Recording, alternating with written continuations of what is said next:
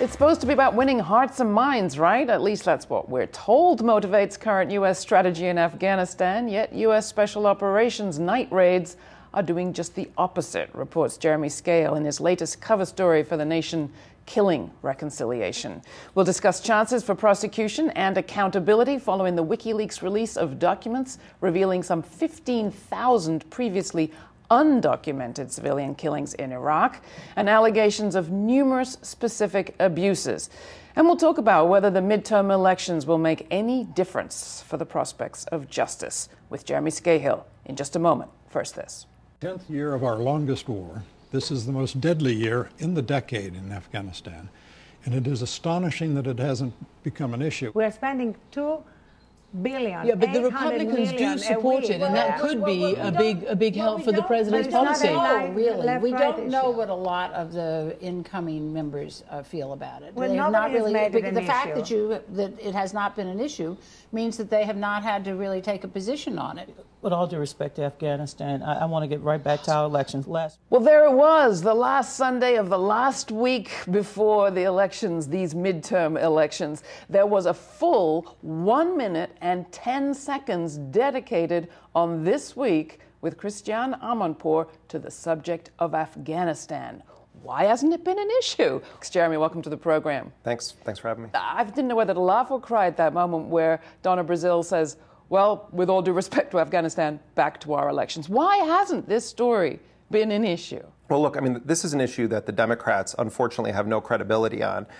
They could have gone to town, a la the Tea Party, on the fiscal irresponsibility of the war, the billions and billions of dollars that are being flushed down the toilet of the Afghanistan war every month by the U.S. Treasury, the U.S. Congress, of course, continuously voting to fund it. But the reality is, I think that the White House, the Democrats, are totally off message when it comes to firing up their base. I think there are a lot of Democrats, a lot of progressives, that this is a major issue, and I think they've allowed the Tea Party and the right wing to really set the agenda with largely based on falsehoods about the president's policies. What do you think people need to know, should know, about how taxpayer money is being spent in Afghanistan? The United States has basically already lost the war in Afghanistan, if they even knew what victory was defined as to begin with.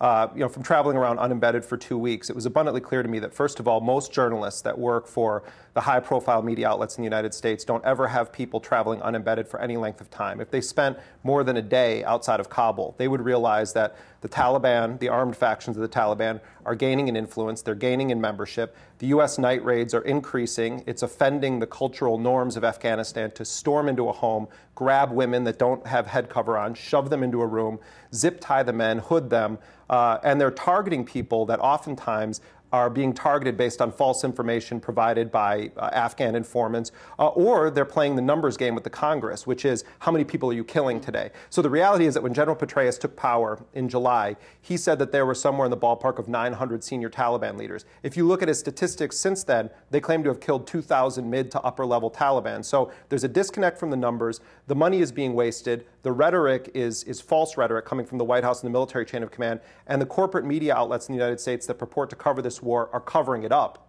more than they are actually covering it and doing any kind of a service. Tell a story about the one fellow you looked at the case of the killing of, somebody who'd actually been trying to do what the U.S. says it wants people to do.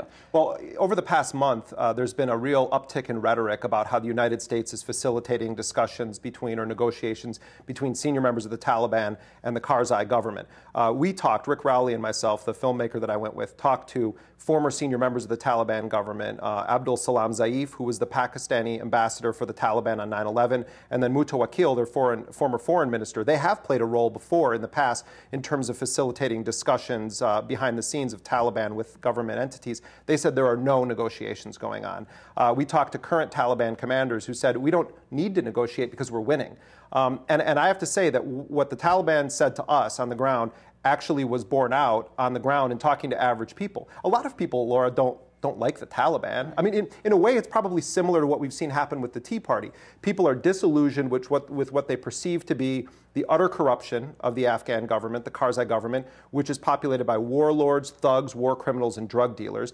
And the Taliban more closely reflect their values of Sharia law. So what you're seeing is not so much people signing up to go over with the Taliban. They're simply saying, we're going to let the Taliban handle it. At least they're of us, and they're not foreign occupiers. So I think what the U.S. has done is to undermine its own stated goal of reconciling with the Taliban. We investigated the case of a man named Mullah Sahib Jan, who was a former Taliban imam, who in March of 2009 walked into a reconciliation office, they have these around the country, and brought 50 Taliban fighters with him, and they laid down their arms, and they began the process of reconciling with the Afghan government.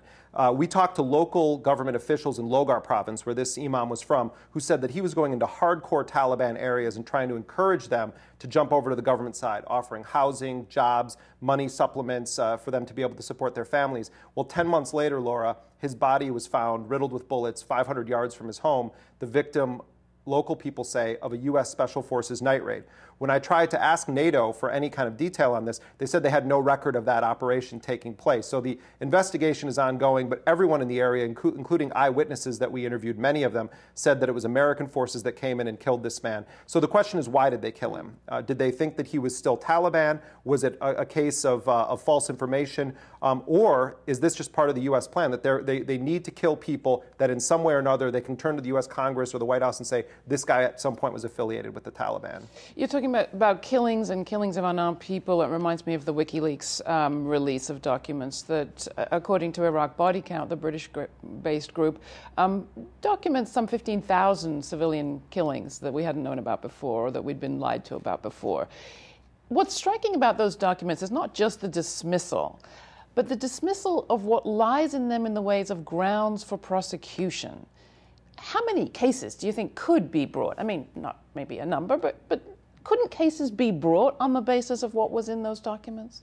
Absolutely. I mean, and this was true even before there was a WikiLeaks document dump on Iraq. I mean, you could go back and watch the past few years of GRITtv or Democracy Now! Or read The Nation magazine, and you would see a sort of blueprint for prosecutions. I mean, if you read Chris Hedges and Layla Al-Aryan's book about this, you had actual confessions in some cases to overt war crimes. I mean, the entire operation was a war crime. So what for you have specific incidents. I mean, there's an incident where a helicopter command refuses to take the surrendering forces and the surrender of unarmed civilians and fires on them, killing people. Turns out, according to one document I saw, that's the same call sign Apache helicopter that was involved in the incident in July of '07 that killed the two Reuters reporters and injured children. Shouldn't somebody in that unit, that helicopter Apache unit based at Camp Taji, be held to account? Well, and I've talked about this before on GRITtv. With that incident, there was an after-action report that was done by the military that indicated that those journalists actually were targeted because they had a camera. And in the document, it talks about how they were pointing their camera at U.S. forces in a menacing way. So that needs to be thoroughly investigated. And if there were crimes or war crimes committed, they need to be prosecuted. The other big issue here is the issue of torture of detainees or prisoners. You know, what the scandal is being portrayed as from the WikiLeaks thing is that U.S. forces turned a blind eye to the torture. U.S. forces themselves were involved with systematic torture of Iraqis, but Rumsfeld needs to be looked at also because he implemented a policy under the direction of Bush and Cheney where they outsourced a lot of this torture either to private contractors or third countries, or they were doing it in Iraq itself. And what's happening is that the Obama administration is intervening in cases where the Center for Constitutional Rights and others have tried to sue them for these crimes against civilians or people that were in detention. And they've intervened and they've gotten Rumsfeld and General Myers and others off the hook for these crimes. So you're absolutely right. This is a blueprint for prosecution. We don't have a rigorous enough Justice Department to do this. There's only a few sort of silver linings to the decline of Democratic forces in Washington. But one silver lining that I've heard articulated is that possibly with a smaller Democratic group in the House, you could have a greater concentration of voices of those who oppose the war, who are calling for a pullout, who maybe would call for investigations, fewer of the blue dog Democrats in there sort of diluting the message. Is there any chance there will ever be prosecution? Some of these Tea Party people want to speed troop withdrawal, too. Yeah, I think it's a very small minority of the Tea Party, the people that were more closely aligned to Ron Paul, and they've sort of had their movement hijacked that would have participated with left Democrats on that issue. Unfortunately, I think that what's going to happen immediately after this is that the Democrats are going to kick into gear looking at the 2012 elections. And I think it's pathetic. I recently talked to Congressman Dennis Kucinich, who's about as left as you get in the Congress, and he was saying that the reason that the war and torture and targeted assassination of American citizens is not on the table is because Democrats have already written that off as a fundraising issue. So, not to be too cynical, but I think cynicism is honesty in the times in which we live. But I just think that the Democrats are way off message. They don't understand how to fire up their base. And as a result, issues of conscience are just not on the table. The Tea Party and the radical right have driven the agenda for a couple of years now in American politics. If there was ever a moment when the Democrats could have done something, it was when they were in full control of the House, the Senate, and the White House. And I think they had their chance, and they showed us what they do when they're in power, and it's sad.